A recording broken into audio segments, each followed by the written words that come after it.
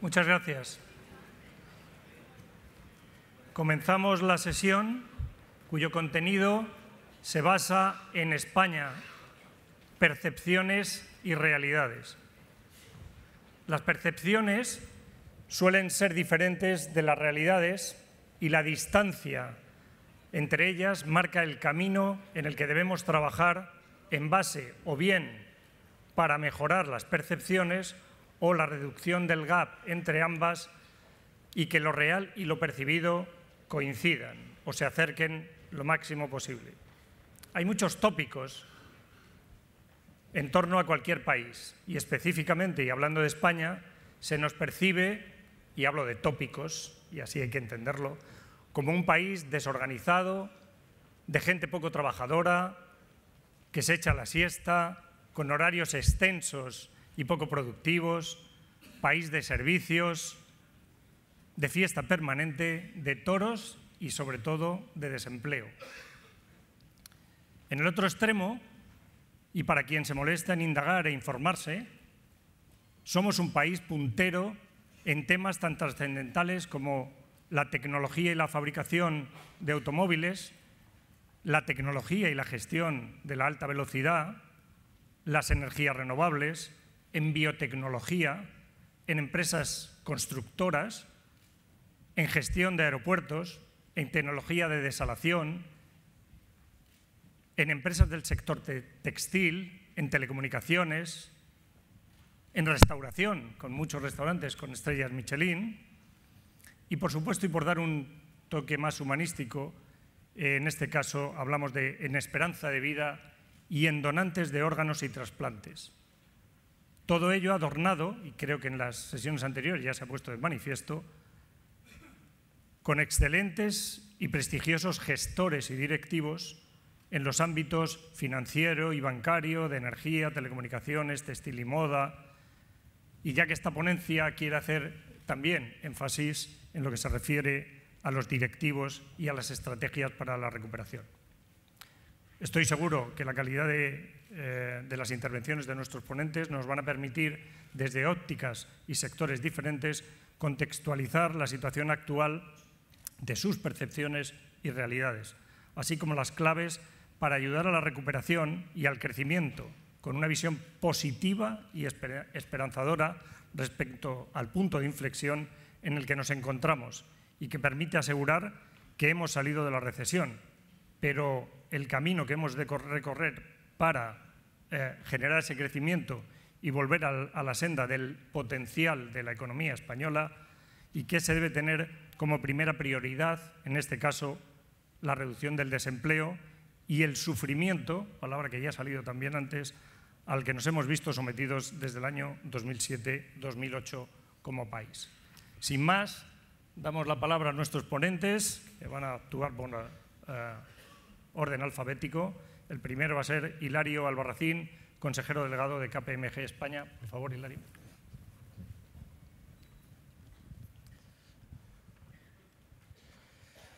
Muchas gracias, César. Agradezco también a mis compañeros de mesa y señoras y señores, amigos. Quería en primer lugar agradecer a CEDE la invitación a participar en esta mesa y además felicitarles por la oportunidad de la jornada que espero contribuya a que animar a los directivos en la complicada pero necesitada tarea que tenemos todos por delante, es decir, dejar detrás esta importante recesión y conquistar una recuperación sólida y duradera. El directivo español se enfrenta a una profunda y rápida transformación del entorno económico, regulatorio, comercial y social. A esto se añade también un cambio en el modelo de negocio que afecta a numerosos sectores industriales y de servicios. Todo ello obliga a plantearse cuáles son las estrategias más adecuadas y eficaces que den respuesta a la demanda de un mercado más abierto y exigente. Se ha mencionado en ponencias anteriores que estamos en un entorno incierto y cambiante. Todos somos conscientes de lo que supone participar en un mercado mucho más abierto de lo que era hace 10 o 15 años. La economía mundial, se nos ha dicho antes por el presidente González, está cambiando hacia un escenario multieje con países emergentes del sudeste asiático, de Latinoamérica, de Oceanía y de África, con mayor protagonismo que ganan peso respecto a las economías o los tradicionales ejes de desarrollo como en Estados Unidos y Norteamérica y Japón. La amplitud y volumen del mercado, con nuevos y competitivos jugadores y la mayor interconexión global, están acelerando la velocidad a la que cambia el entorno. Son constantes, por lo tanto, las variaciones o las actualizaciones en las previsiones macroeconómicas de los principales organismos e instituciones de los gobiernos, porque deben interpretar y adaptarse a las realidades que se transforman rápidamente. Las últimas previsiones del Fondo Monetario Internacional sobre la economía mundial nos ha dejado un sabor agridulce. Si bien contempla un crecimiento de la economía para el año que viene en conjunto del 3,4%, del 3,6%, la zona euro, ya nos lo hemos comentado antes, pues se prevé un 1% de incremento en el PIB del año próximo. Estados Unidos un 2,6% y los países más desarrollados de Asia el 6,5%. Como ustedes saben, el Fondo Monetario Internacional para España prevé un crecimiento del 0,2% para el año que viene, el Gobierno lo prevé del 0,7% y, por ejemplo, el Consejo Empresarial de la Competitividad del 0,8%. En cualquier caso, esperemos que este entorno cambiante obligue a cambiar la previsión que tiene el Fondo sobre nuestra economía. En cuanto a España, las percepciones y las realidades, lo cierto es que las principales previsiones apuntan a que la fase de recesión ya ha terminado y, de hecho, técnicamente es así. En el último trimestre pues ya hemos crecido un 0,1% y sí, bueno, pues vemos también que la actividad económica se está reactivando moderadamente. Si bien, bueno, pues siguen habiendo importantes incertidumbres externas e internas. Hoy, sin embargo, por ejemplo, hoy mismo el hecho de que el Eurogrupo pues finalmente levante el programa de asistencia financiera, el rescate a la banca española para el 1 de enero, pues yo creo que también contribuye a una mejor percepción de la economía española y también ayudará a esta visión. De todas formas, a la vez, yo creo que estamos viendo cómo se está recuperando el interés inversor y la confianza inversora extranjera sobre España, lo cual es sin duda una palanca imprescindible para poder acompañar a las nuevas inversiones y proyectos que los empresarios decidan acometer en todas sus organizaciones. No obstante, yo creo que es fundamental apuntalar esta senda y aplicar con ambición las medidas previstas y las reformas pendientes que corrijan los desequilibrios todavía más graves que tenemos en la economía. ¿Y cómo percibimos a las empresas españolas en la actualidad? Bueno, pues después de una década de importantes crecimientos y quizá excesivo apalancamiento, pues la empresa española se enfrentó a una tormenta perfecta, con la crisis financiera que contagió al tejido productivo y ha tenido que realizar sus ajustes, tanto en capacidad como en empleo. Y el ajuste ha sido duro. O sea, desde 2008 la producción industrial en España ha caído un 30% y se ha reducido un 18% el número de ocupados. Son 3,5 millones, que es aproximadamente la población de Sevilla y Málaga juntas o la mitad de la Comunidad de Madrid. Pero no obstante, yo creo que es cierto que estamos superando este temporal y vamos con un mar de fondo que es esta demanda interna todavía débil y con la dificultad para acceder a la financiación. No obstante, tenemos que ser confiados y esperar una mejoría a largo plazo.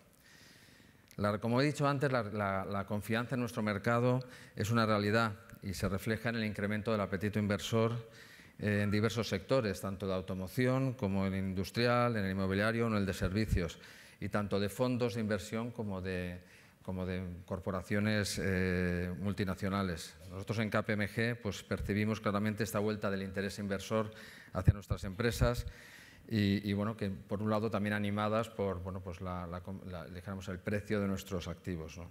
Aunque no es solo eso. Yo creo que también es una realidad esperanzadora la clara apuesta de los directivos por el tener un mayor pulso exterior. El 70% de las empresas españolas con más de 50 trabajadores exporta y eso se ha reflejado en la aportación exterior al PIB que ha subido 9 puntos desde el inicio de la crisis. El sector exterior tradicionalmente siempre ha servido para atemporar el deterioro nacional en anteriores crisis, pero yo creo que el reto ahora es que esta búsqueda de negocio en nuevos mercados no tiene que ser una estrategia temporal para compensar la debilidad de la demanda interna, ni tampoco se tiene que basar en los precios o en la devaluación interna que hemos sufrido, sino que tiene que formar parte del ADN de nuestra economía y con esto pues, yo creo que será positivo para el futuro. Estas fortalezas yo creo que han contribuido al crecimiento de nuestras grandes empresas y el reto que tenemos por delante es que sirvan igualmente a las pymes para seguir este ejemplo. Rápidamente, algunas ventajas competitivas de España, pues se ha mencionado. Yo creo que somos un país competitivo, creativo e innovador, con recursos humanos y tecnológicos de primer nivel, que lo convierte muy atractivo para la comunidad internacional de negocios. Lideramos sectores de alto valor añadido, como las energías renovables, la ingeniería o la bioquímica, y disponemos de una de las redes de infraestructuras más modernas del mundo y de un sector de servicios, no solo de turismo, con calidad, además de ser el segundo país del mundo en patrimonio cultural.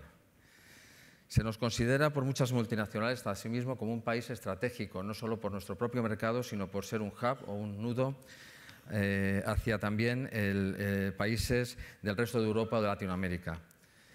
Tenemos grandes marcas españolas, algunas de ellas líderes en sus sectores a nivel mundial, que son también grandes embajadores de la marca país y un activo enorme para el valor de la economía española. Los directivos españoles, también lo ha mencionado César Alierta, son reconocidos a nivel internacional con responsabilidades sobre áreas que van más allá de España y con trayectorias avaladas por resultados consistentes. Y también contamos con la ventaja de nuestra cultura y nuestro idioma, que es el segundo más hablado del mundo y en 2030 lo hablará un 7,5% de la población. En este entorno, ¿cuáles son las claves para la recuperación? Yo creo que en la economía, como hemos dicho, global e internacionalizada, hay factores externos, pero hay factores internos en los que debemos enfocarnos. En primer lugar, superar los desequilibrios macroeconómicos que tenemos, fundamentalmente el nivel de desempleo y la deuda. Y para ello también yo creo, para superar estos ejercicios macroeconómicos, ejercicios de transparencia como el realizado por el sector financiero el año anterior, es incomparable a nivel europeo, pues yo creo que son una buena muestra. Tenemos que acometer las reformas pendientes, entre ellas lograr unas administraciones más eficientes y transparentes. Tenemos que acelerar el que el sistema financiero retome su principal función de fuente de financiación para proyectos empresariales y fomentar también las vías alternativas de financiación. Tenemos que aprovechar el crecimiento de la demanda exterior para mejorar la competitividad internacional y facilitar el crecimiento de nuestras empresas. También se ha mencionado, tenemos que profundizar en la mejoría del capital tecnológico de las empresas, con mayor aportación al I+D+I.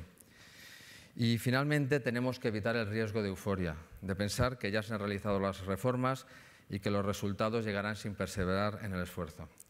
Sí es cierto que España yo creo que ya no es visto como un problema, como sucedía en el verano del 2012, sino ahora mismo como una oportunidad, de nuevo. Y dentro del ámbito, finalmente, para terminar, de lo que es la decisión empresarial, yo creo que resulta fundamental plantear estrategias de crecimiento que tengan lugar tres de los pilares que son básicos en la nueva economía y que se han mencionado también en ponencias anteriores. En primer lugar, la visión global de los mercados. En segundo lugar, la digitalización y nuevas tecnologías.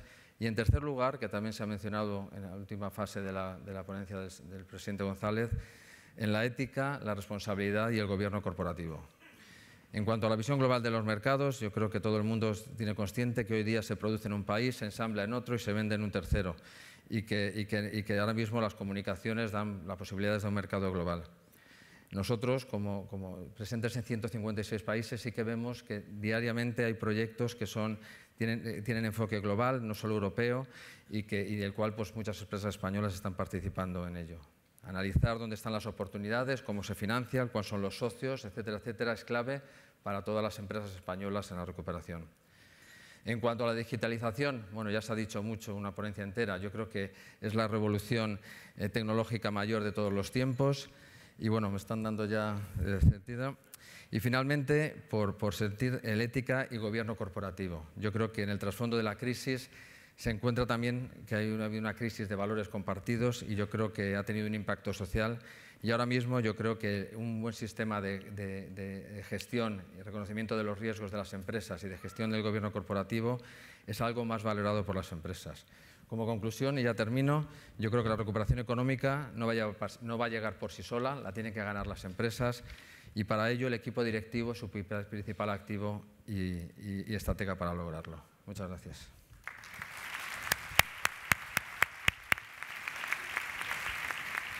Muy bien, a continuación nos va a exponer sus ideas Rosa María García. Tenéis los currículum, no lo he dicho en el propio programa y por tanto no hace falta que les presente, es presidenta de Siemens España. Rosa, por favor. Muchas gracias. Pues muy buenos días a todos.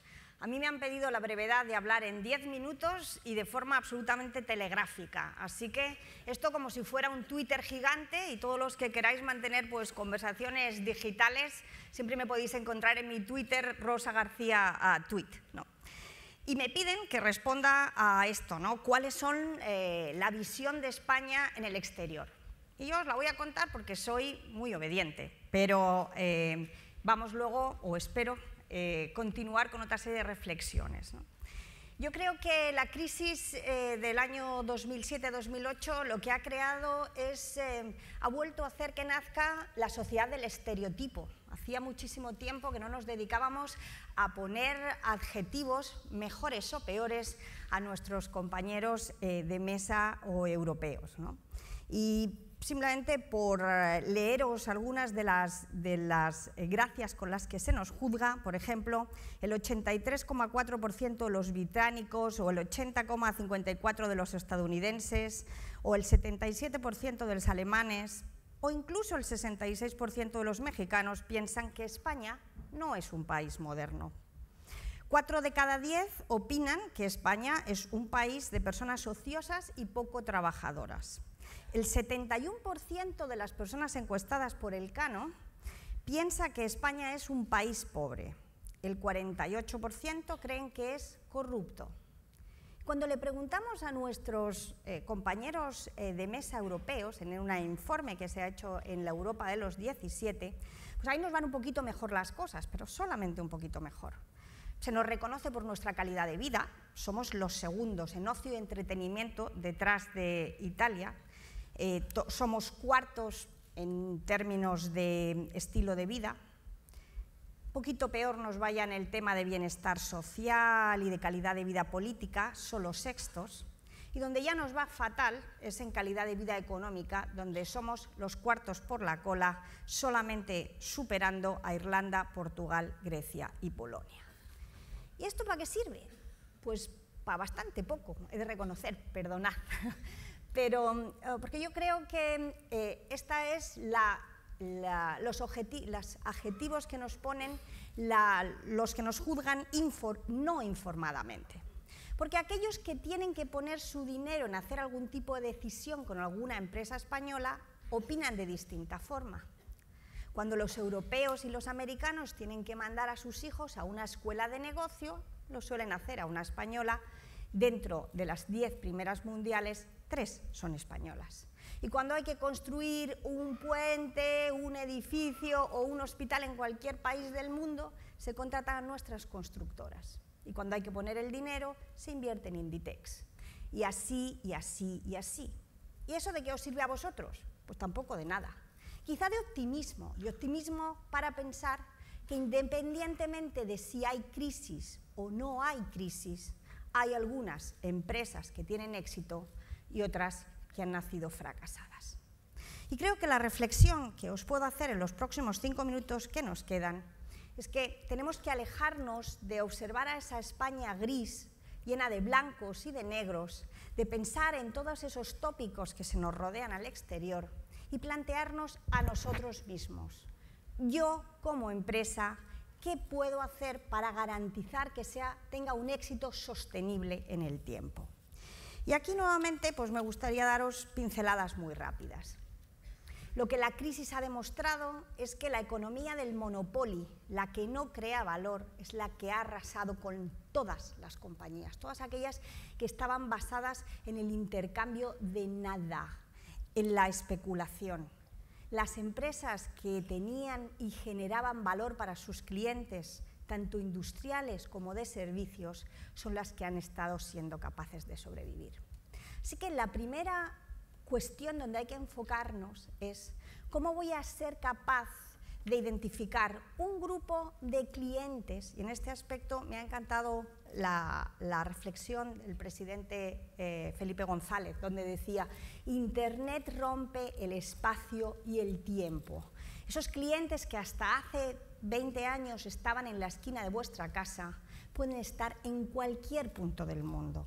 Y gracias a la infraestructura de transportes y de tecnologías de la información, podéis ser capaces de romper cualquier tipo de barrera en el espacio. Pero lo más importante es buscar ese grupo de clientes a los que vais a ser capaces de emocionar, de encantar, de haceros fan de cualquier cosa que vosotros produzcáis. Centraros en ellos. Utilizad las TIC. Yo hace un momento tuiteaba y decía, todos aquellos que no sean capaces de entenderla o que no sean capaces de rodearse de alguien que le diga hacia dónde va, no van a ser capaces de tener una empresa sostenible. Ya solo como un recordatorio, Siemens, que se conoce como una gran empresa industrial y casi todos piensan en ella como en el hierro y las cosas pesadas que pesan toneladas, las turbinas y demás, tiene a día de hoy más ingenieros desarrollando software, 26.000, que la propia Microsoft, por ejemplo. Así pues, centraos en el cliente, utilizar las TIC e innovar. Y cuando digo innovar, no os asustéis porque no es una innovación de bata blanca. Es una innovación pequeña, es una innovación de las ideas. ¿Qué podéis hacer distinto de vuestra competencia para ser capaces de crear ese cliente fan?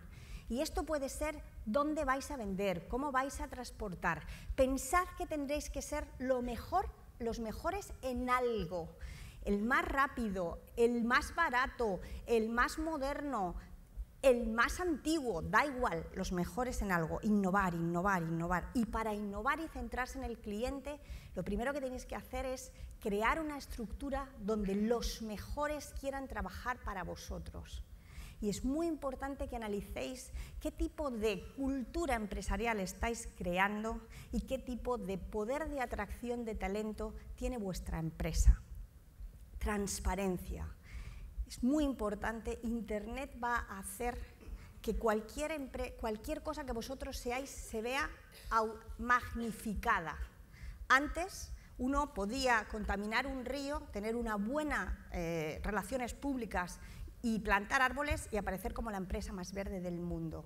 A día de hoy, si uno contamina un río, 5 minutos más tarde el mundo lo sabe. Así pues, pensad que vivís en vosotros como ejecutivos y vuestra compañía bajo el continuo escrutinio de una sociedad que ya no perdona ni la falta de transparencia ni la falta de ética. Y por último, 2 cosas más.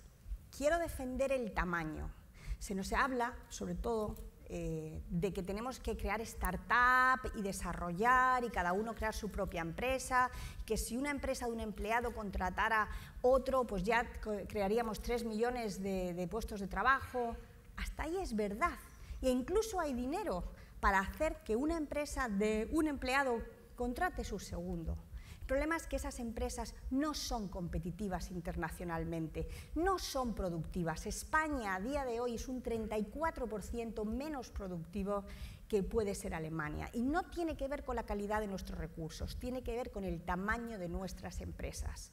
Recuerden, por favor, cualquier empresa de menos de 250 empleados está en un claro riesgo y piensen cuál va a ser su estrategia de crecimiento, de buscar inversiones fuera del circuito financiero que en este momento está cerrado para empezar a llegar a ese límite donde empiezan a ser realmente competitivas. Y por último, quiero defender desde aquí la industria. A día de hoy, en España, desde los años 60, 70, se le ha visto como el patito feo, aquel edificio que polucionaba, aquel grupo de personas que iban con monos azules, aquellas sirenas. Y de aquellos charcos estos lodos, porque mientras que el resto de Europa está manteniendo un PIB industrial de un 17%, España de menos de un 13%. El PIB industrial tiene truco, porque aparte del puramente industrial está el inducido. El PIB inducido industrial es el 26% del país. Y realmente tenemos que buscar, y Europa nos lo está demandando, el que ese PIB, el natural, no el inducido, crezca al menos a un 20%. Para ello, como os decía, tenemos que intentar ir, lo mismo que nos hablaba Arias Cañete, de juntando las cooperativas, pues aquí igual, haciendo industrias muchísimo más grandes, industrias de más de 250 empleados, aplicando esa innovación, porque no podemos ser un país industrial de productos de 3 pesetas, aplicando muchísima innovación, mejorando y aplicando la tecnología para que nuestra productividad, que es un 34% más alto, se mejore. Y, por último, trabajando para internacionalizarnos y para diferenciarnos. Muchísimas gracias y hasta pronto. Muchas gracias, Rosa.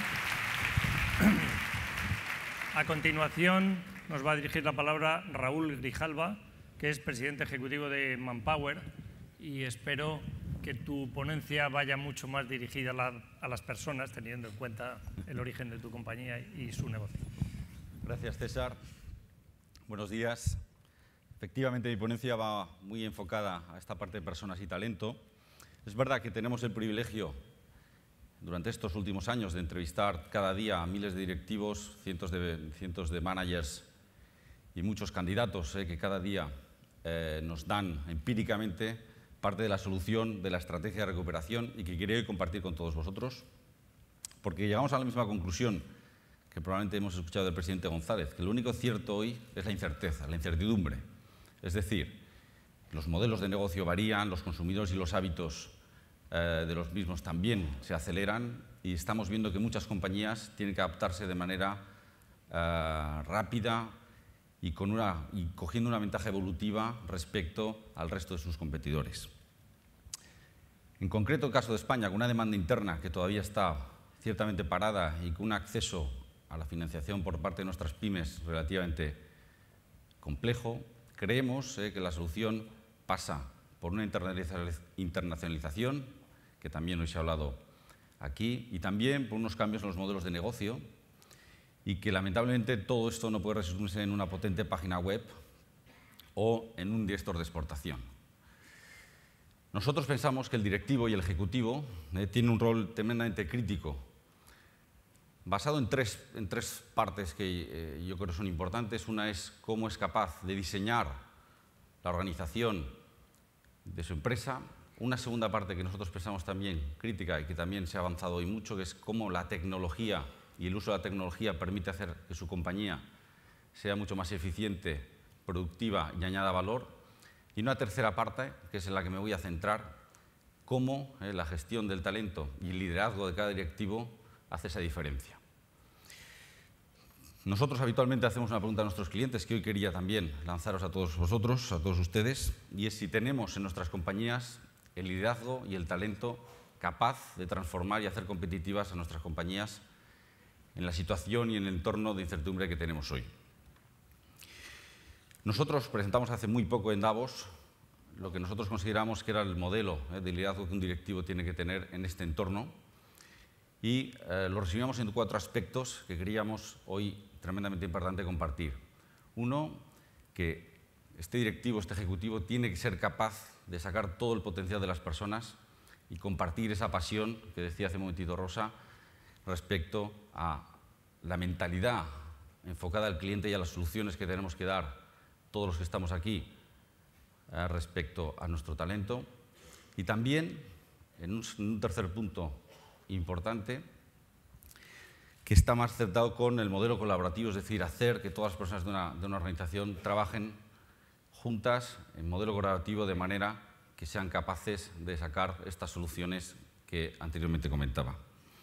Y también el directivo debe implicarse en la ejecución, es decir, ser capaz de pasar de la parte estratégica al diseño de acciones y de planes, teniendo muchas veces las preguntas que las respuestas que probablemente están en la mayoría de los managers con los que trabajamos permanentemente. Respecto a la segunda parte, que es la gestión del talento, es decir, cómo los directivos tenemos que ser capaces de gestionar y encontrar en nuestras compañías el modelo de gestión del talento, yo quería centrar la intervención en 3 ejemplos que me parecen bastante claros, ¿no?, de muchas de las compañías que estáis hoy aquí, de sectores, de cómo estáis enfocando el que precisamente el talento sea capaz de desarrollarse y sea el que haga la diferencia.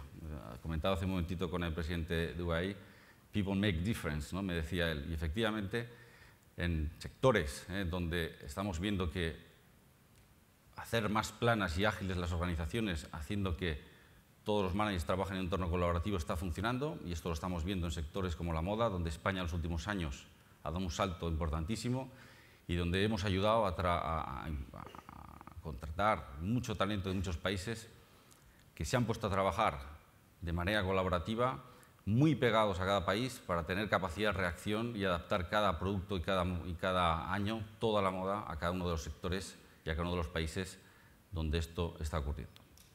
Un segundo aspecto que nos parecía también relevante y que también estamos viendo en muchas de las compañías que hoy estáis aquí y algunas de los que patrocinan, es cómo hemos sido capaces en un entorno ciertamente regulado, en un entorno donde hay una internalización mayor, hay iniciativas importantísimas de cómo el liderazgo está haciendo que los equipos y el talento de cada compañía, a través de iniciativas como el Instituto de Liderazgo, universidades corporativas y programas específicos que nos aseguren que el talento se va a desarrollar y se está desarrollando en nuestras compañías. Y una tercera parte que también nos parece importante, en la que el directivo de verdad tiene que hacer esa diferencia en la gestión del talento, está muy centrada en conocer perfectamente los comportamientos y las habilidades que hoy todo el talento que se rodea esté alineada con su estrategia de negocio, y también procurar que tengan el desarrollo suficiente para los próximos pasos y de los próximos años que se están produciendo. Y yo quería contar un ejemplo también real. En los últimos 3-4 meses, prácticamente el 25% del IBEX y un número importantísimo de compañías medianas nos están requiriendo importantes análisis y valoraciones de todas las habilidades y comportamientos de sus principales estructuras de talento para prepararse para dos aspectos importantes.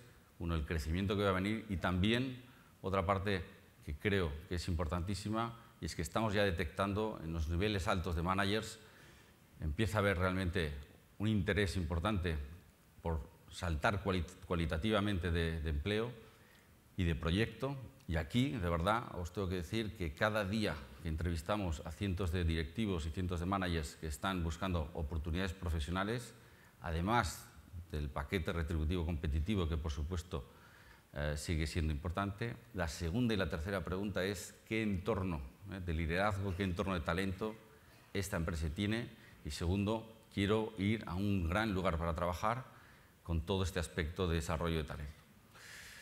Bueno, terminar diciendo que esta semana mismo presentamos con el Conference Board en Estados Unidos un estudio que hemos hecho sobre las competencias de los directivos y ejecutivos en prácticamente todo el mundo y en 14 sectores, y que quería resumir en 4 competencias que me parecen críticas y que me gustaría que nos quedásemos con ellas, y que pasa por un directivo y un ejecutivo maestros de la estrategia, transformadores del cambio, generadores de relaciones colaborativas y desarrolladores del talento.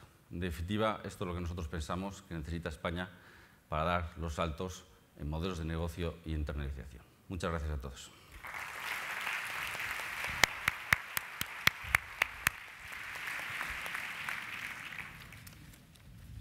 Bien, muchas gracias.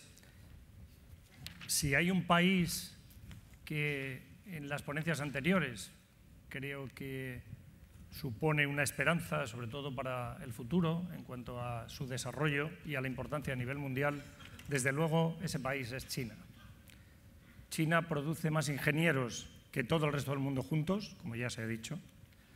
Tiene 1,4 billones de la deuda americana, y en 10 años se espera que del 75% del crecimiento del PIB, solamente China represente el 40% de ese 75%.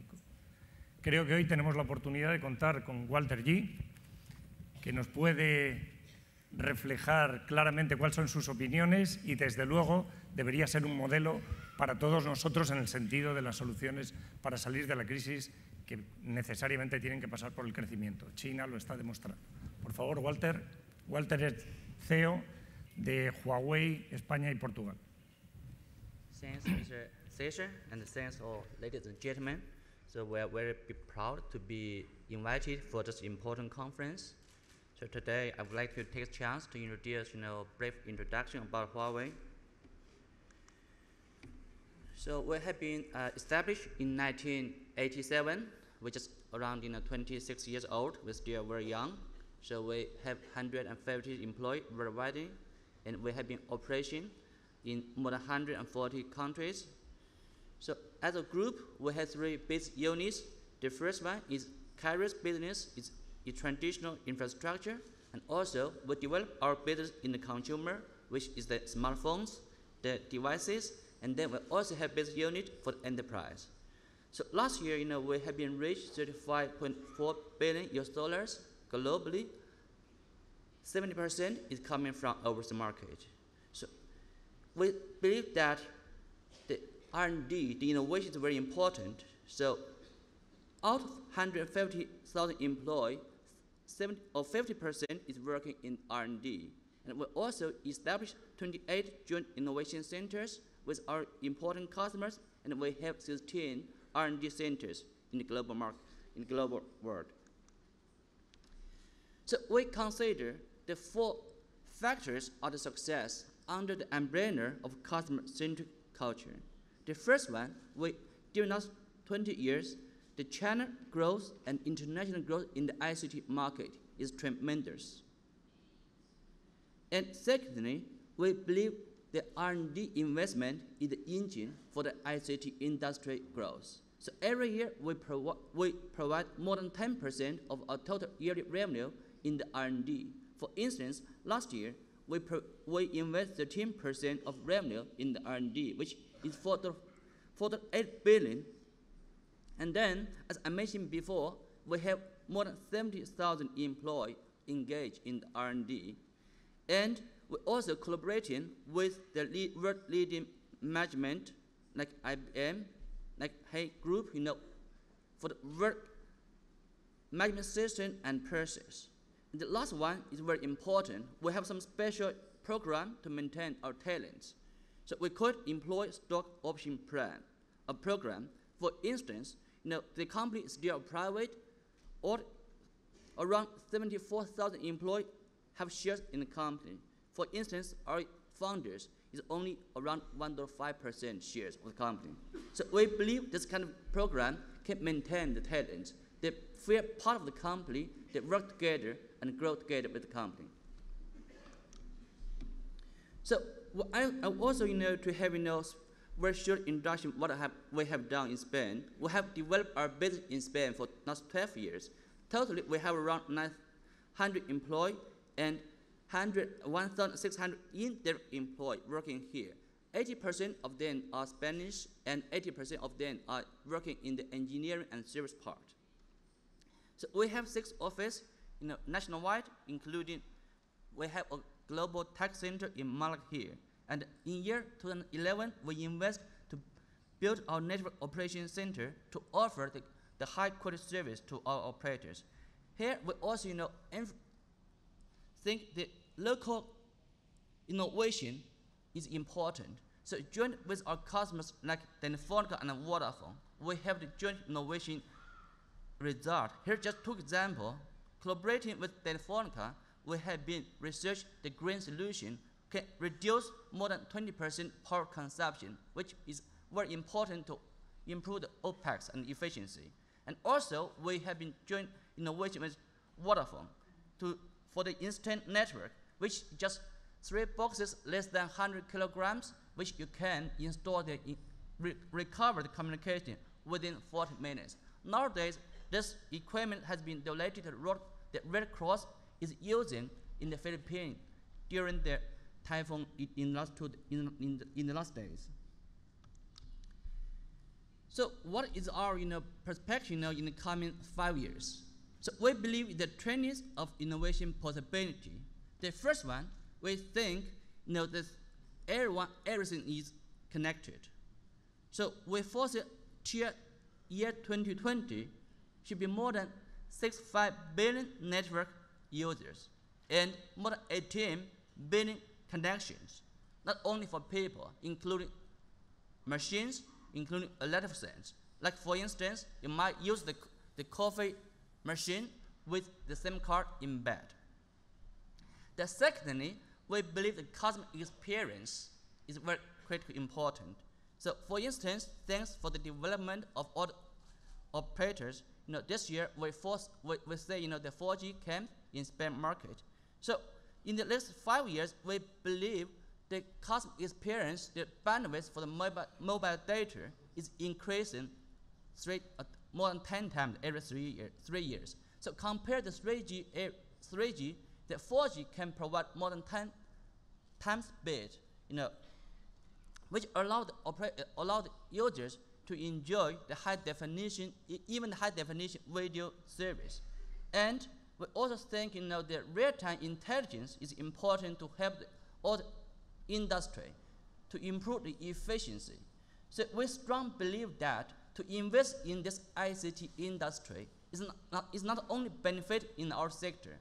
We believe it can also support all the other sectors to improve the efficiency, to improve their business intelligence. So we strongly believe that the ICT industry will be the engine for the economic growth in the coming 3 to 5 years for Spain. Thank you very much.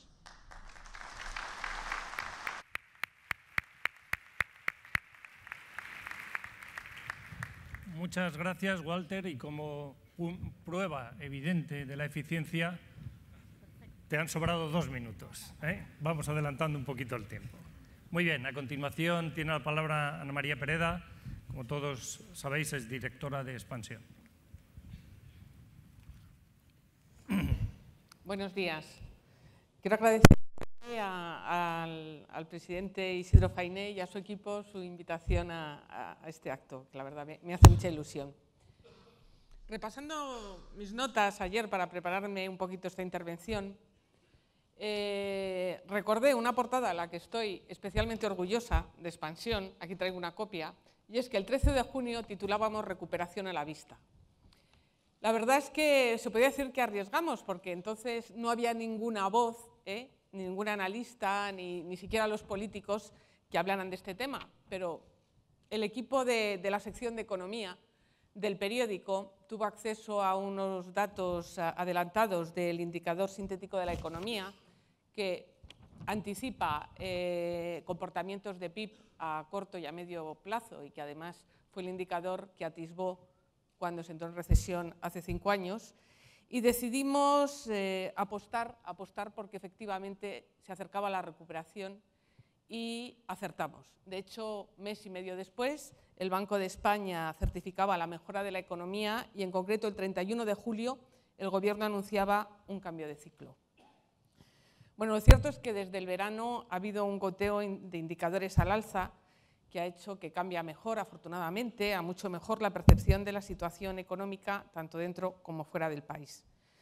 Pero lo cierto es que ahora tenemos el reto y también la oportunidad de construir, de conformar un modelo económico duradero que sustituya al ladrillo del último boom y que cree empleo.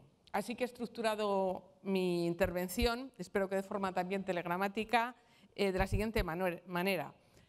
He seleccionado 5 indicadores positivos, que sería lo que respondería al enunciado de estas ponencias de realidades, que apuntalan el incipiente despegue de la economía. He seleccionado 5 tendencias positivas, que serían las percepciones, que apuntan a una mejora y que espero que se traduzcan también en indicadores en los próximos meses. Y por último, 5 retos o reformas clave que considero que quedan por hacer y que habría que acometer. Entre los indicadores positivos, al margen de las previsiones del PIB que apuntan a un crecimiento en torno al 1% el año que viene y, por supuesto, el fuerte crecimiento de las exportaciones que tantas alegrías nos están dando, pues yo destacaría un dato que salió hace justo una semana, el 7 de noviembre, que es que la producción industrial española vuelve a crecer. Es un dato muy interesante que publicó el Instituto Nacional de Estadística y que refleja un aumento del 1,4% en septiembre. Y además, dentro de ese indicador, el sector que más crece es el de bienes de equipo, más de un 8%, que es un sector, como sabemos, muy vinculado a la exportación y que también supone un reflejo de que tiran otros sectores. Un segundo dato, el comercio minorista creció en septiembre más de un 2% tras 3 años de caídas. Y además, otro dato, el tercero, las matriculaciones de coches vuelven a crecer. Si bien los datos acumulados de los 10 primeros meses es un crecimiento pequeñito, del 1,1%, lo llamativo es ver el salto de los últimos meses. En concreto, en septiembre las matriculaciones se dispararon un 28% y en octubre un 34%. Es cierto que en datos comparativos como el comercio minorista o el automóvil comparamos con un año pasado que fue muy lastrado desde el punto de vista del consumo por la subida del IVA, pero aún así creo que es muy importante. Y por último, no lo voy a obviar, aunque ya no abre las portadas de los periódicos económicos, incluso de los periódicos nacionales, la famosa prima del riesgo. La prima del riesgo que está en niveles de 2,35 y estaba, me parece, a 2,38, 2,39 y se encamina hacia la ansiada cota de los 200 puntos. Recordamos que hace 15 meses se batió el récord en 648 puntos, pues ni qué decir del ahorro que va a suponer para el Tesoro, que puede ser incluso superior a los 5.000 millones de euros y al tipo de interés que marcan las empresas en sus emisiones privadas. Las empresas consolidan su recuperación. Este sería el quinto punto de reflexión, y es que analizando el avance de los resultados de las empresas del IBEX, es un indicador que en prensa económica se utiliza mucho, vamos sumando los resultados y vemos lo que sale, ¿no? Bueno, pues el sábado pasado publicábamos este estudio, habían publicado ya sus datos 30 empresas del IBEX, y si cogíamos lo que era el tercer trimestre, los resultados habían subido un 22%. Desde luego es un motivo pues, muy bueno. Y por hablar de empresas, esto se junta con que todas las empresas, sobre todo las grandes, están reduciendo su endeudamiento trimestre tras trimestre hasta niveles muy interesantes y además que se están acometiendo importantes estructuraciones de deuda de miles y miles de millones. Esos serían los datos, como 5 percepciones positivas. Hemos hablado del comercio minorista. Lo cierto es que las grandes empresas de consumo también empiezan a ser más optimistas. En expansión también hemos sondeado a grandes superficies que manejan grandes volúmenes, el Corte Inglés, Inditex, Día, Ikea, Mango, Eroski, Cortefiel, y barajan mejoras ya después de 37 meses de caídas continuas en el gran consumo. En concreto, apuestan por la recuperación firmemente en 2014 y recuerdan que el año peor, otra vez voy a decir, fue el 2012 por la subida del IVA, la subida del IRPF y la eliminación de la famosa paga a los funcionarios. Y luego, el segundo bloque de percepción es la mejora de esa percepción que hay sobre la economía española. Desde el Viva España, con que el Banco de Negocios Morgan Stanley tituló su informe sobre España a mediados de septiembre, hace un mes, que entonces sorprendió, ya sorprende menos, pues muchos otros analistas y medios de comunicación internacionales, aquí también citados al principio, pues se han volcado en elogios sobre España. Quizá, como a veces he oído decir al ministro Guindos, ni entonces estábamos tan mal ni ahora estamos tan bien, pero desde luego todo ayuda y es ese cambio de imagen una percepción valiosísima. Y otro elemento, otra percepción es que empieza a despejarse ese atasco de inmuebles que había a la venta. En los últimos meses, la banca, inmobiliarias, el propio Sareb desde su creación, pues estaban inundados de inmuebles. Los inversores eran muy cautos el año pasado, en los últimos meses empezaron a revolotear, pero ya se están cerrando muchísimas operaciones. De hecho, se han hecho familiares nombres en la prensa económica, incluso en la general, como decía antes, nombres como Blackstone, KKR, Guggenheim, Centerbridge, Apollo, Cerberus, bueno, todos estos fondos. Nosotros hemos recopilado un poco las propuestas de inversión que reúnen y nos salía el dato de que ahora mismo los grandes fondos internacionales tendrían disponibles 20.000 millones de euros para invertir en el sector inmobiliario español, entendido como inmuebles y como riesgos inmobiliarios. El capital extranjero apuesta más por España, se están cerrando importantes operaciones. Este mismo mes se hablaba de la americana Crown, que compraba una empresa murciana de envases por más de 1.000 millones. Esta mañana se ha sabido que una filial del grupo mexicano Alfa apuesta sobre Campofrío. La China, porque yo también voy a citar el caso de China, H&A ha aumentado sus posiciones en el grupo hotelero NH, bueno, hay muchas operaciones. Pero también a la inversa, porque también este mes se ha visto cómo Grifols compraba una filial de Novartis por 1.240 millones de euros. O sea que hay mucho movimiento y son ejemplos que van engrosando la lista de multinacionales españolas que han crecido con mucho éxito, como el caso de Telefónica.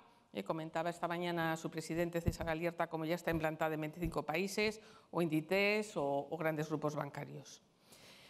Y el quinto elemento de percepción es hablar de los directivos. O sea, los directivos merecen un homenaje. Nosotros siempre hemos dicho, y yo desde luego, que en lo más difícil de la crisis, los grandes directivos se convirtieron en los auténticos embajadores de la economía española. Eran los que iban a los centros financieros, a los centros de inversión internacionales, contando la parte positiva que tenía la economía. A mí me parece que han hecho una heroicidad y de hecho siguen en ese esfuerzo, ¿no? A través de la gira internacional y ahora nacional que han hecho algunos grandes empresarios, entre ellos pues, el propio Alierta, el propio Fainé, ahora le están haciendo la gira por España y esto va calando, ¿no? Una reciente encuesta de la EDE hablaba de que ya 6 de cada 10 ejecutivos prevén una mejora en la facturación y los beneficios, aunque, ojo, señalan la necesidad de mayor acceso al crédito, estímulos empresariales y bajada de impuestos. Y ya por último voy a enumerar lo que opino que podían ser 5 retos por acometer. La economía española, desde luego, ha sufrido muchísimo y, como comentaba al principio, estoy convencida de que queda un trabajo muy ingente, que es construir un modelo económico que sea duradero y que cree empleo. Para ello no hay que parar las reformas, pero no solo no hay que parar las reformas, no hay que dar la sensación de que las reformas se han acabado. Tanto Alierta como Felipe González hablaban de que la realidad es cambiante, hay que seguir en esa dinámica. Hay que seguir en esa dinámica en aspectos como el gasto público controlado, más reforma fiscal, más reforma laboral, mayor competitividad o productividad. También se ha citado esta mañana la reforma de las pensiones. El segundo bloque de retos por acometer sería el reto de reindustrializar España. El peso del sector industrial a principios de los 70 en España era de casi un 40% del PIB, un 39%. Ahora pues ha bajado a la mitad, ahora es un 19%. Es cierto que los servicios destacan el peso de los servicios en economías más modernas y, por supuesto, la agricultura, citada esta mañana por el ministro de Agricultura, la tecnología.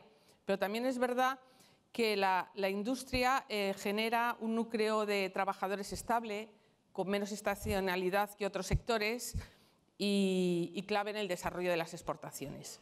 Para ello, uno de los elementos muy reclamados por el sector industrial es bajar el precio de la electricidad, que está a la cabeza de Europa. Es uno de los 2 países de Europa en que más caros está, que podría estar en la lista que antes ha comentado Rosa de percepciones de la situación española.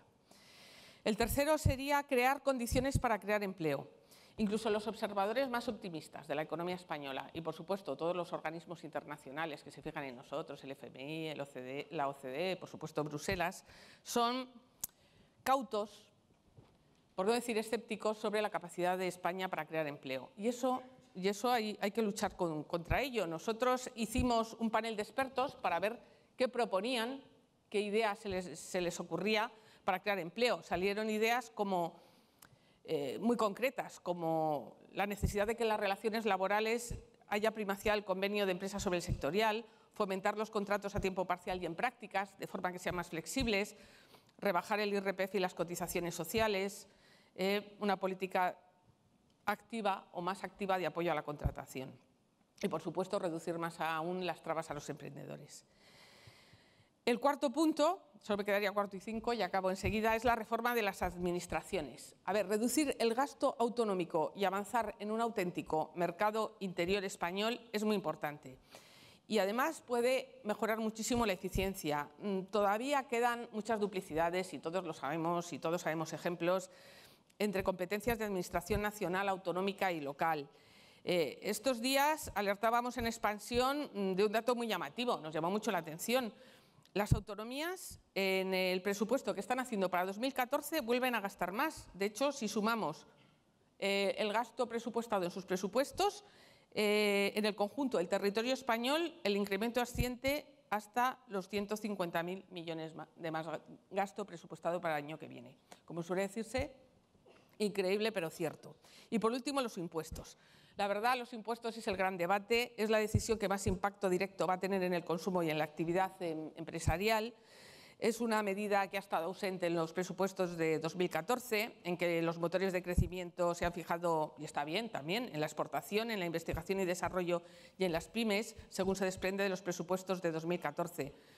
Unos presupuestos en los que el apoyo al comercio exterior, bueno, ha subido un 13%, pero también en que la deuda pública rozará el 100% del PIB. En concreto, y ya con esto termino, estoy segura de una cosa en materia de impuestos. En todo el año 2014 se va a hablar de bajada de impuestos.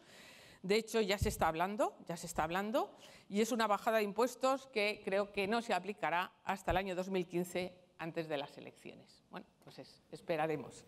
Y esto es lo que les quería un poco comentar. Muchas gracias por su atención.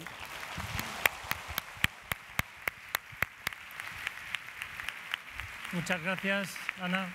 Muchas gracias. Ahora vamos a escuchar a Jorge Rivera, que es director de 5 días.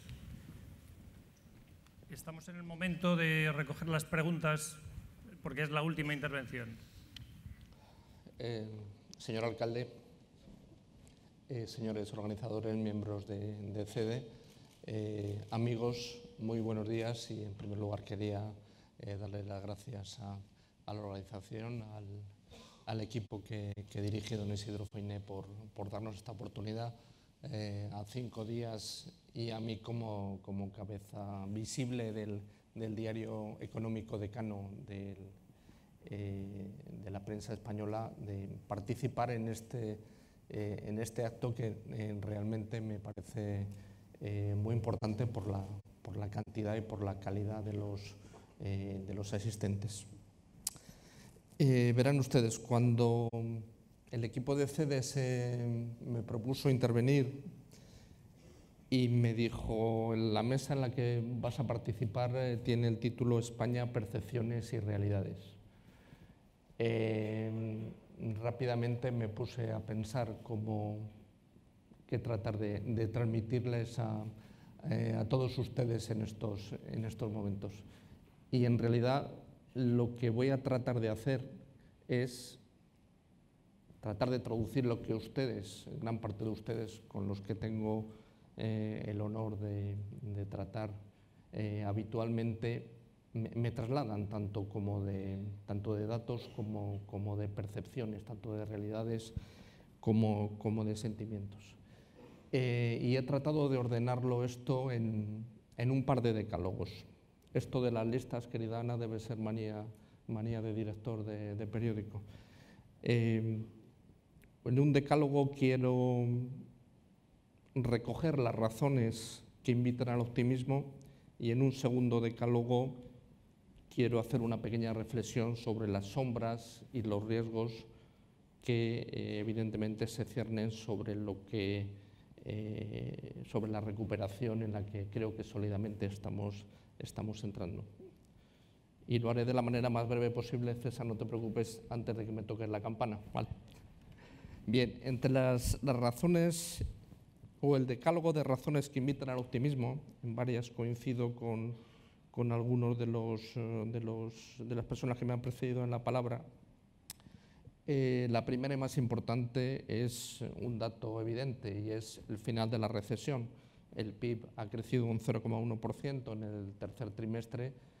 Todos los indicadores apuntan a que va a haber un crecimiento mayor en el cuarto trimestre, y todas las previsiones para el próximo año apuntan a un crecimiento más sólido, bien sea del 0,5 que dicen uno o del 2 y pico, 3 que se encargan de aventurar algunos expertos. Un segundo punto para el optimismo es que en nuestro nuestra gran industria, que no deja de ser el turismo, va este año camino del récord. Estaremos muy cerca de la cifra nada desdeñable de 60 millones de turistas.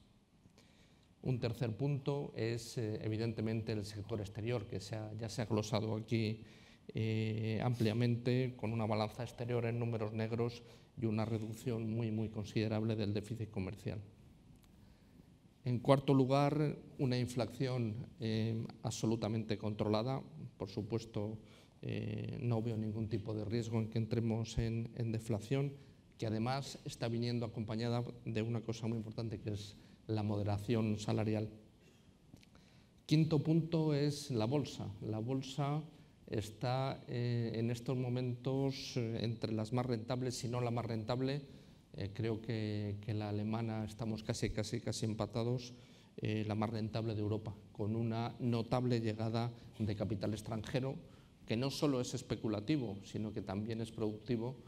Y de hecho, pues los ejemplos que también ha mencionado hace un momento Ana Pereda, la compra hoy mismo, o la OPA lanzada por la mexicana Sigma sobre Campofrío. En séptimo lugar, la mejora evidente del sistema financiero y de los resultados empresariales. Hoy Europa va a dar el sellado definitivo al plan de rescate del sistema financiero español, lo cual es una excelentísima noticia. En noveno lugar, y aquí entramos más un poco huimos de los datos o huyo de los datos y me centro en las percepciones, es que estoy notando un cambio de discurso en ustedes, en las empresas. Digamos que hasta hace unos meses prácticamente todas las conversaciones que manteníamos se centraban en cómo ajustar. Cómo ajustar está dando paso progresivamente a cómo estructuramos la empresa, qué apuestas hacemos para mejorar los ingresos. Y eso me parece un cambio significativo, un cambio notable. Y en décimo lugar, de las razones que invitan al optimismo, yo creo que es la implicación de los bancos centrales, tanto de la Reserva Federal como del Banco Central Europeo, por insuflar un poco de tranquilidad, de serenidad y de liquidez a los mercados para que no haya una caída. Bien, frente a este decálogo que invita al optimismo, creo que no debemos perder nunca de vista los riesgos a los que nos afrontamos, a los que nos enfrentamos en los próximos meses. Y también he hecho una selección de sombras y de riesgos para los próximos meses. El primero, ineludiblemente, y en la chuleta que me he hecho lo digo 3 veces, el paro. El paro, el paro y el paro. En segundo lugar, se está generando un empleo menos estable, más precario, lo cual puede tener consecuencias negativas para el tercer punto en los riesgos, que es que el consumo interno yo lo veo aún bastante renqueante. En cuarto lugar, uno de los grandes desequilibrios de nuestra economía sigue siendo el déficit, que es verdad que está en fase de control, pero está absolutamente alto. Y aquí coincido con Ana Pereda que no hay que bajar el ritmo de las reformas estructurales y hay que seguir acometiendo la de la administración pública, la del sistema fiscal y la del sistema energético como absolutamente prioritarias. En sexto lugar, yo no sé ustedes, pero yo sigo detectando un temor en los hogares por el futuro a corto y medio plazo. Todavía no está estabilizado una sensación de que podemos empezar a invertir o a comprar, a cambiar de coche, a cambiar de frigorífico, etcétera, etcétera, y eso puede tener un peso negativo en el motor de cualquier economía, que es el consumo interno. En séptimo lugar, el crédito. El crédito sigue sin fluir porque el necesario movimiento de desapalancamiento todavía no ha culminado y todavía no se está viendo sustituido para el nuevo apalancamiento, para el apalancamiento más sano.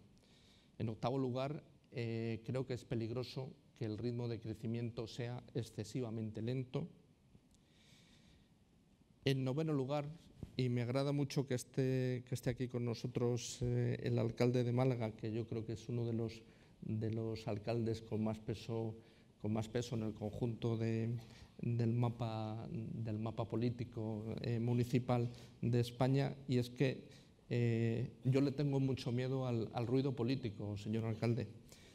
Vamos a entrar ahora mismo en un periodo de elecciones o de efervescencia electoral que nos va a llevar prácticamente 2 años. Si empezamos ahora primero con las elecciones europeas, después con las elecciones municipales y autonómicas, y si se cumplen todos los calendarios con las elecciones generales, entramos ahora en un proceso de prácticamente, insisto, 2 años, y la tradición o la historia nos demuestra que en periodos electorales hay muchas reformas que acometer que no se hacen.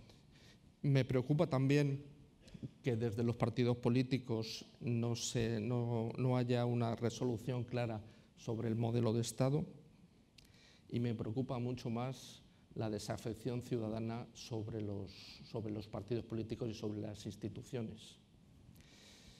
Y en 10º lugar, vuelvo a repetir lo de los bancos centrales, pero en el otro sentido. Es decir, si antes los veía como soporte de la recuperación, también los veo como un riesgo si tienen de alguna manera prisa por quitar las redes que hay ahora mismo tendidas de apoyo a la economía, y eso nos vuelve a hacer caer en un bache económico.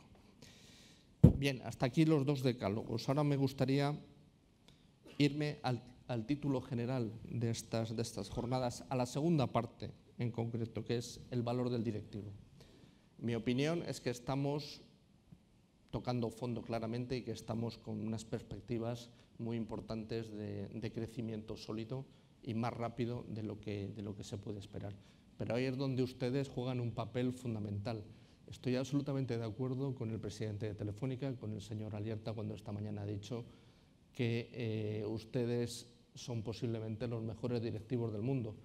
Yo no tengo tanta experiencia como el señor Alierta de conocer directivos de otros países, pero algunos conozco, y les puedo asegurar que ustedes están en primera línea. O sea que gran parte del ritmo de la recuperación de la economía va a depender de su actitud y de su aptitud. Por eso les invito a que crean firmemente en la recuperación y que crean firmemente en sus empresas, en sus fortalezas y en España. Ahí les aseguro que van a contar con mi periódico, con 5 días. Desde nuestra línea editorial ha sido siempre apoyar la labor de los grandes empresarios, de los pequeños empresarios, de los medianos empresarios, porque son los que en definitiva articulan una sociedad fuerte, una sociedad civil, lo cual una sociedad civil de garantías que sirve de referencia y de motor a cualquier solución de cualquier tipo de problema económico. Hasta aquí era lo que quería transmitirles. Muchísimas gracias por su atención y muchísimas felicidades otra vez a CEDE, porque creo que reunir a más de 1.500 directivos en unas épocas como las actuales tiene un mérito realmente espectacular. Muchas gracias.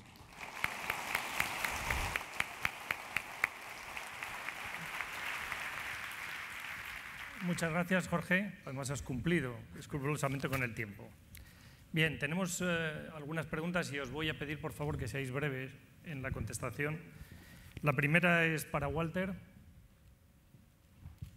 How do you understand the partnership between China and Spain? And in your opinion, is there any way to improve this expectation for Spain?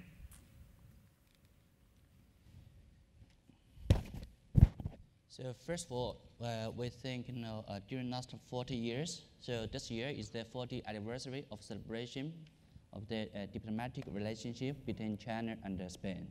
So during the last 40 years, all the two countries have been working a lot to improve the relationship. And nowadays, we think the understanding and has been improved a lot. As for Huawei as an example, so we have been taking a lot of support from the local government, our local partners, and also a lot of investment in China. So we have some rough figures. So the investment in Spain from China is increasing around 70%, from last year, and also almost 100% investment, increase, in China from Spain. So we strongly believe that, their relationship is very strong for those parties, and also, we think, we can take, mutual benefit for the strong relationship for the economy, internet globalization. Thank you. La siguiente es para Rosa. Se ha mencionado varias veces y a lo largo de las otras jornadas la calidad de los directivos españoles y el reconocimiento que tienen. César Alierta mencionó que él es digamos, convencido de la excelencia de los directivos españoles, teniendo en cuenta que además gestionan 28 países y por tanto tiene elementos de comparación.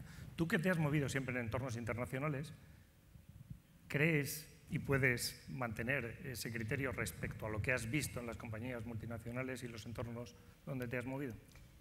Para hacerlo igual muy telegráfico, yo creo que los directivos españoles somos muy reconocidos y de hecho, si os fijáis, los pocos, porque en verdad nos gusta la tierruña y nos quedamos mucho, pero los pocos que han salido al exterior, pues normalmente alcanzan altos niveles directivos dentro de sus multinacionales. Yo creo que se aprecia de nosotros varias cosas. La primera es nuestra capacidad de buscar soluciones innovadoras a las cosas, donde un alemán o un americano que tienen un pensamiento mucho más lineal se atascan, pues normalmente vienen a los directivos españoles a decir esto que me dicen que es imposible, ¿tú cómo lo harías? ¿No? Y 2 días más tarde pues has hecho una cosa convoluta que eres capaz de llenar, ¿no? Creo que saben en general que somos trabajadores, en contra de lo que os contaba antes de la percepción, que somos muy honestos, poco politiqueros, vamos a lo que vamos, queremos que nos hablen los resultados y ya está. Y creo que además entienden que tenemos mucha empatía con los clientes, nos gusta la gente, nos gusta estar cerca, nos gusta escuchar, así que esas son las áreas que nos valoran más. Muchas gracias. Raúl, 2 preguntas en una. ¿Considera que cuando estemos en la senda del crecimiento económico las empresas que durante esta etapa no hayan cuidado su talento y equipos pueden sufrir una fuerte pérdida de sus mejores profesionales? Y con esta te dicen que dio 4 competencias clave del líder: maestro en la estrategia, gestor del cambio, generador de relaciones, desarrollador de talento. ¿Cuáles son las pautas para iniciar este camino? ¿La formación? ¿Algún otro? Bueno, respondiendo a la primera pregunta, nosotros sí que creemos, porque lo que os estaba comentando en mi intervención, generalmente los movimientos siempre empiezan por la parte, digamos, de más arriba, y eso ya lo estamos viendo directivos y managers de alto potencial empezando a moverse en el mercado, buscando proyectos, buscando en definitiva oportunidades laborales, y esto es verdad que es un riesgo para las compañías que en estos momentos no estén pues pensando que, bueno, para lo que falta todavía, y los trimestres que probablemente todavía tarde en recuperarse el mercado laboral, pues probablemente sea tarde. Yo creo que estas políticas hay que empezar a hacerlas probablemente hace unos trimestres, pero en todo caso, como decía, creo que ha habido una evolución en los últimos 3 o 4 meses muy potente a la hora de empezar a retener ese talento, ¿no? que muchas veces es el que te ha hecho en esta crisis incluso hacer cambio de modo de negocio y en definitiva comportarte mejor que muchos otros países, ¿no? Dentro incluso de la política de exportación a la que te has referido, ¿no? De cómo las empresas españolas han tenido también un éxito importante en esta parte de exportación. Con lo cual, estamos unos convencidos de que esto es así. Y respecto a estas 4 competencias que esta semana presentábamos en Estados Unidos, es verdad que iniciativas como las que hemos visto de muchas compañías en España, que también, insisto, en la parte de talento han hecho o son pioneras, como decía Rosa, y muchos directivos que están poniendo el talento por delante porque están viendo que es lo que está haciendo muchas veces que ese componente tecnológico y ese componente organizativo realmente funcione, cuando en otros países a veces, si no hay esa imaginación y no hay esa capacidad de combinar la tecnología, la organización y el talento, pues está haciendo que realmente esto esté dando un paso absolutamente crítico para muchas de las compañías españolas. Y no solo es un problema de formación, sino también de crear ese entorno en donde estamos atrayendo también, bueno, pues talento que nos está aportando de otros países, combinándolo con el que tenemos aquí, y yo creo que eso es lo que está haciendo muchas veces la diferencia, ¿no? El crear el entorno colaborativo. Muy bien. Hilario, una pregunta. En KPMG tenéis una de las líneas principales de negocio, el asesoramiento a inversores extranjeros. ¿En qué medida habéis notado el incremento en el apetito en activos españoles para inversores extranjeros? ¿Alguna cifra? Sí, bueno, yo creo que es cierto que se ha mencionado también esta mañana que ha habido un cambio de tendencia y donde España se veía antes como un problema, pues ahora se está viendo que es una oportunidad.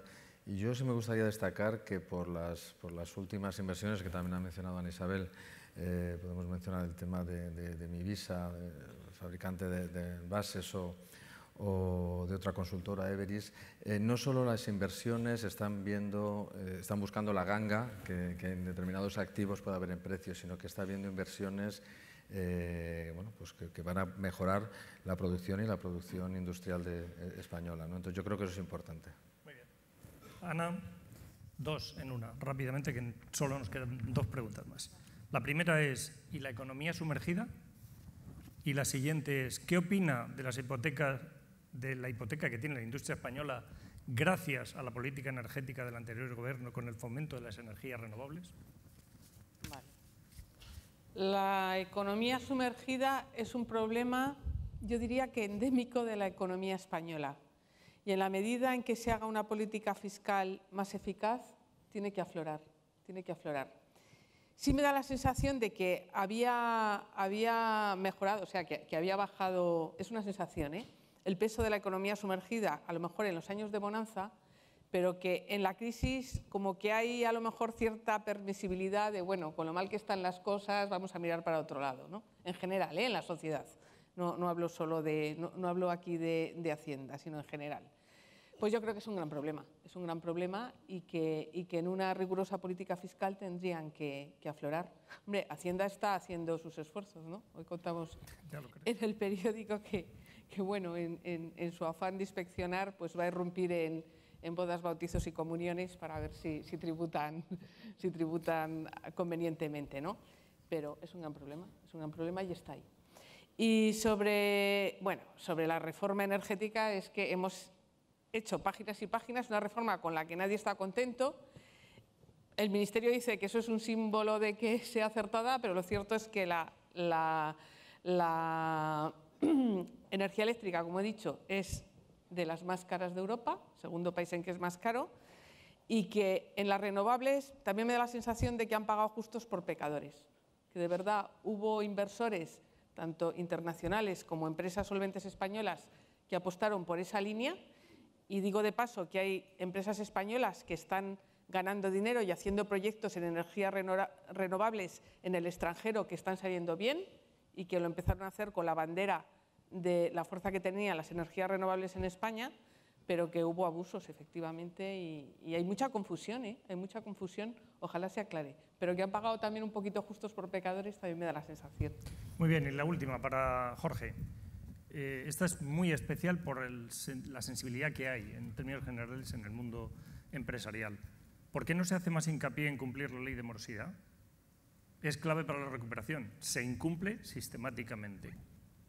No puedo más decir que estoy absolutamente de acuerdo y creo que uno de los objetivos que debe marcarse la administración pública es acabar con la morosidad y cumplir los plazos y los pagos que tiene que hacer. De hecho, hay un par el plan de pago a proveedores tiene 2 fases, ahora va a entrar en vigor una tercera, y cada vez que se pone en marcha este pago a proveedores, pues se nota, pero seguimos con el mal endémico de seguir con retrasos, aplazar, etcétera, etcétera, y evidentemente hasta que no se solucione eso, seguiremos teniendo problemas. De todas formas, yo creo que Rosa tiene mucha más experiencia que yo en ese asunto. Muy bien, creo que las exposiciones han sido estupendas. Agradeceros vuestra excelente colaboración y os pido un aplauso para ellos.